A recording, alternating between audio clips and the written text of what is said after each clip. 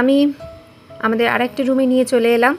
দেখো বেশ বড় রুমটা, দুটো বেড রয়েছে আর ওপাশে একটা বড় জানলা আছে। ঠিক আছে, আগে তোমাদের ওয়ার্ড্রপটা দেখিয়ে দিই। লকার আছে এখানে, এখানে একটা লকার রয়েছে আর 3টে হ্যাঙ্গার রয়েছে। ওয়ার্ড্রপটা কিন্তু বেশ বড়, তবে আমার মনে হচ্ছে এখানে আরেকটু তাক বা আরেকটু বেশি হ্যাঙ্গার দিলে জামাকাপড় রাখতে সুবিধে হতো। দুদিকে দুটো বেড রয়েছে, তোমাদের আগেই বললাম। বড় জানলা, কিন্তু এটা ভিউ রুম নয়। ভিউ রুম আমাদের অপোজিট সাইডে রয়েছে, যেখান থেকে রুমে বসে বসে তোমরা কাঞ্চনজঙ্ঘা দেখতে পাবে। উইথ ব্যালকানি আছে, এই রুমটায় কিন্তু ব্যালকানিও নেই।